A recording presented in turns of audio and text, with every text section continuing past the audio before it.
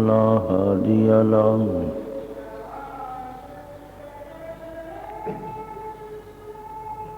ونشهد أن لا إله إلا الله وحده لا شريك له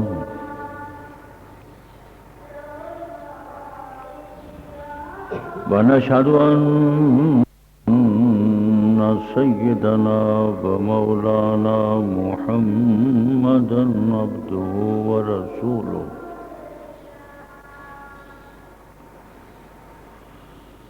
أما بعد فأعوذ بالله من الشيطان الرجيم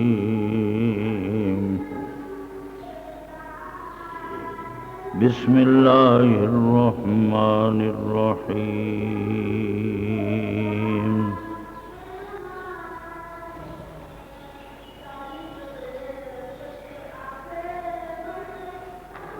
وَلَقَدْ أَرْسَلْنَا رُسُلَنَا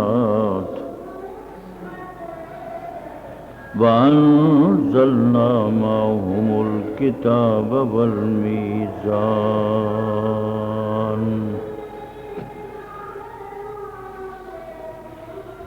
لِيَقُومَ النَّاسُ بِالْقِسْطِ وفي مقام آخر يا أيها الذين آمنوا كونوا قوامين لله شهداء بالقسط ولا يجرمنكم شنآن قوم على ألا تعدلوا هو أقرب للتقوى رب اشرح لي صدري ويسر لي أمري واحلل عقدة من لساني يفقهوا قولي سبحانك لا علم لنا إلا ما علمتنا إنك أنت العليم الحكيم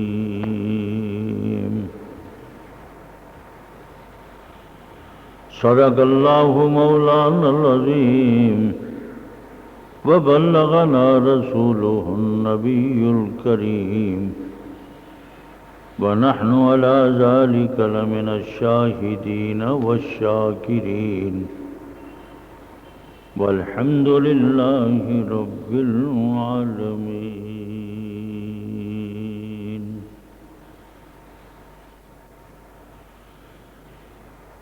اللهم صل على محمد وعلى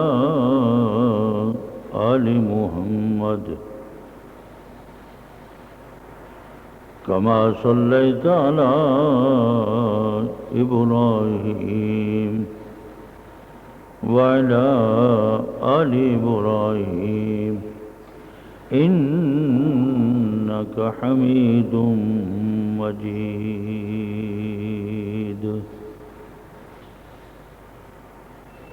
اللهم بارك على محمد وعلى آل محمد كما باركت على إبراهيم وعلى آل إبراهيم إنك حميد مجيد قابل صد احترام دوستو،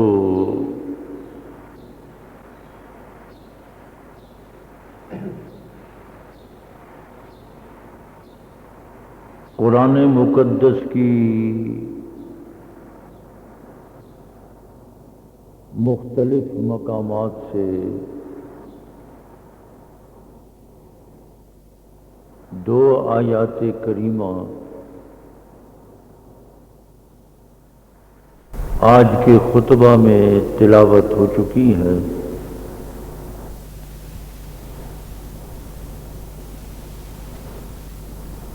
قرآن پاک نے ان آیات کریمہ میں عدل و انصاف.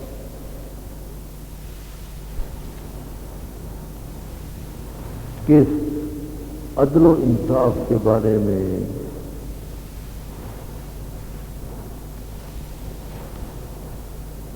مخصوص انداز میں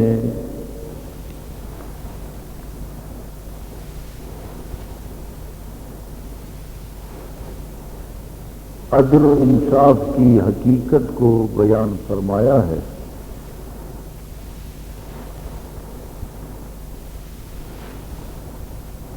اللہ تبارک و تعالی ہم سب کا حاکم رب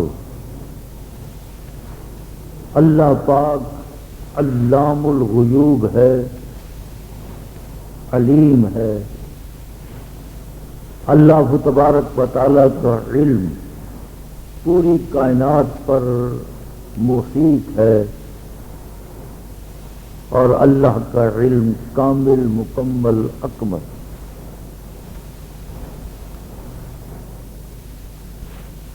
اللہ تبارک و تعالی نے جو دین، جو شریعت، قرآن و سنت اور عدل و انصاف اور قوانین بیان فرمائے ہیں، یہ جامع ہے. ہر زمانے میں اور ہر ملک میں، ہر موسم میں، ہر ایک کے لیے وہ اس قدر صحیح اور درست ہیں کہ ان کے درست اور صحیح ہونے میں کسی شخص کو گفتگو کرنے کی کوئی اجازت نہیں. وہ سب کے سب قوانین شریعت کے بنے ہوئے، وہ ہمارے مزاج، ہماری عقل، ہماری شعور اور ہماری نبض اور ہماری استعداد اور صلاحیت کے مطابق ہے. انسان کا بنا ہوا قانون خود چونکہ انسان ناقص ہے، ناقص العلم ہے، انسان کی سوچ محدود ہے، فکر محدود ہے، نظر محدود ہے. انسان اتنے دور تک نہیں سوچ سکتا. کتنا ہی پڑھا لکھا انسان کیوں نہ ہو، ہر پڑھے لکھے انسان کی سوچ، فکر، علم، عقل بہت ہی محدود اور ٹکڑا ہوا ہے. خود انسان کا بنا ہوا قانون، جب کوئی مملکت ملک قانون بناتی ہیں، اپنے وقت کے طور پر تو انہوں نے قانون بنا لیا، لیکن چند دنوں کے بعد ہی، چند مہینوں کے بعد ہی ان قوانین کو مرتب کرنے والے خود بخود اسی نتیجے پر پہنچ جاتے ہیں کہ ہمارا یہ بنایا ہوا قانون تقاضوں کے مطابق نہیں، ناقص ہے، کمزور ہے. چنانچہ اسی بنے ہوئے قانون کے اندر ترمیم، جتنی اسمبلیاں ہیں ملکوں کی، ان اسمبلیوں میں بیٹھے ہوئے انسان ہی ہے. ان کے بنائے ہوئے اسمبلیوں کے اندر جو قانون ہے وہ اتنے ناقص ہوتے ہیں، اتنے کمزور ہوتے ہیں کہ وہ خود بخود اس کی کمزوری کو، اس کے نقصان کو بخوبی جان لیتے ہیں کہ ہاں یہ ہمارا قانون جو بنایا گیا تھا یہ موجودہ دور کے پورا نہیں کر رہا، اس میں ضرور ترمیم ہونی چاہیے، کمیٹی بننی چاہیے. ماہرین کی کمیٹی بنا کر اس میں پھر ترمیم کر دی جاتی ہے. پھر چند دنوں کے بعد وہی جو ماہرین کی کمیٹی تھی انہوں نے ترمیم کی، پھر انہیں احساس ہوا کہ لو یہ قانون بھی ترمیم کے باوجود جو ہمارے ملک کی تقاضے ہیں، لوگوں کے تقاضے ہیں، عدل و انصاف کے تقاضے ہیں، ان پہ پورا نہیں ہو سکتا۔ لیکن اللہ تبارک و تعالی اللہ عالم الغیب ہے، اللہ کا علم کامل ہے، مکمل ہے، اکمل ہے۔ اللہ تبارک و تعالی نے آج سے 1400 سال پہلے قرآن پاک کو حضور پاک صلی اللہ علیہ وسلم کی زبان نبوت و رسالت سے 23 سالہ زمانہ نبوت میں جو قانون آئین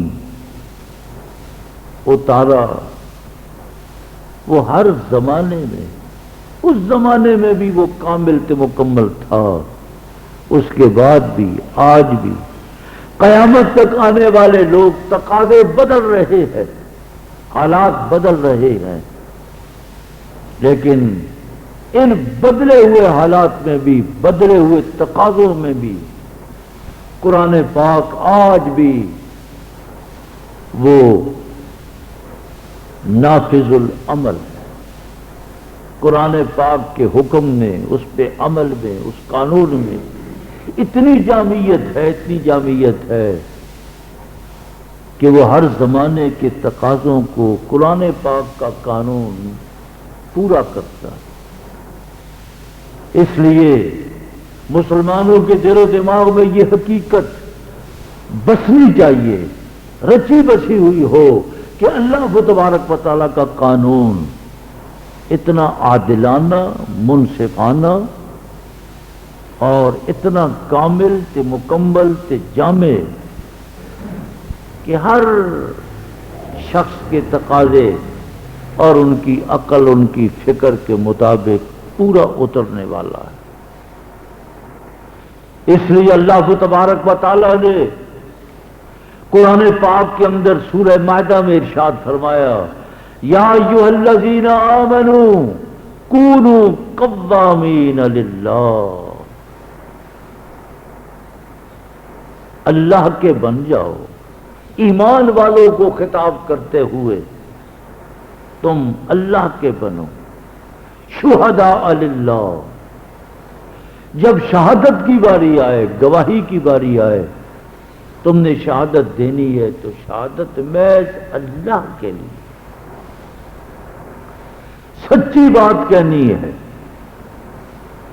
اس میں کوئی دوغلا پن نہ ہو، کوئی الٹی سیدھی بات نہ ہو، سچ سچ، شہداء للہ، محض اللہ کو۔ اللہ سڑک پر بھی ہے، گلی میں بھی ہے، فضا میں بھی ہے، زمین پر بھی ہے، تریوں میں، خشکیوں میں، عدالت میں، کچہری میں، ہر جگہ اللہ موجود ہے۔ جب آپ نے شہادت کے نام پر، شہادت کے عنوان سے گواہی دینی ہے تو پھر اللہ کی عظمت کو، اللہ کی معرفت، اللہ کی بزرگی کو سامنے رکھتے ہوئے کہ اللہ مجھے دیکھ رہا ہے، سچی بات کہہ دو، تو سچی بات کہنے میں یقیناً وہ شہادت کے تقاضے پورے ہوں گے۔ شہداء بالقسط، فرمایا انصاف کو سامنے رکھو، محض اللہ کے لیے گواہی دو اور انصاف کو پورا پورا انصاف کرو، عدل و انصاف ہو۔ وَلَا يَجْرِمَنَّكُمْ شَنَآنُ قَوْمٍ، کسی قوم کی دشمنی، عداوت اور بغض اور مخالفت تمہیں اس بات پر آمادہ نہ کرے کہ اللہ تعدلوا، کہ تم عدل و انصاف کو چھوڑ دو۔ دیکھیے اللہ تبارک و تعالیٰ نے عدل و انصاف کے بارے میں، شہادت کے بارے میں، گواہی کے بارے میں کس قدر حقیقت پسند بات فرمائی ہے کہ محض دشمنی یہ کوئی چیز نہیں ہے کہ ہاں کسی قوم سے، کسی برادری سے، کسی جماعت سے تمہاری دشمنی ہو، ان کی دشمنی کو سامنے رکھ کر تم بات غلط کہہ دو، فرمایا ایسا نہیں، الا اللہ تعدلو، کسی قوم کی عداوت دشمنی تمہیں اس بات پر آمادہ نہ کرے کہ تم عدل و انصاف کا دامن چھوڑ دو. نہیں، عدل و انصاف کی باری آئے تو پھر صحیح صحیح عدل و انصاف کرنا ہے. دشمنی اپنے مقام پر ہے. کل ہم سب نے خدا کے حضور پیش ہونا ہے، صرف دنیا ہی نہیں. یہی تو اسلام نے ہمیں ایک تصور دیا، ایک عقیدہ دیا ہے کہ کل قیامت کے دن اللہ کی حضور خدا کی کچہری بھی لگنے والی ہے. باقی قومیں آخرت پر کوئی ایمان نہیں، قیامت پر کوئی ایمان نہیں. وہ دنیا ہی کو سب کچھ سمجھتی ہے، لیکن اسلام میں آخرت کا تصور، اور پھر آخرت میں جا کر سوال و جواب بھی ہوگا، پوچھ بھی ہوگی، اور اللہ پاک سوال فرمائیں گے، پوچھیں گے. اس لیے فرمایا کہ الا اللہ تعدلو، کسی قوم کی دشمنی تمہیں اس بات پر آمادہ نہ کرے کہ تم عدل و انصاف کو چھوڑ دو.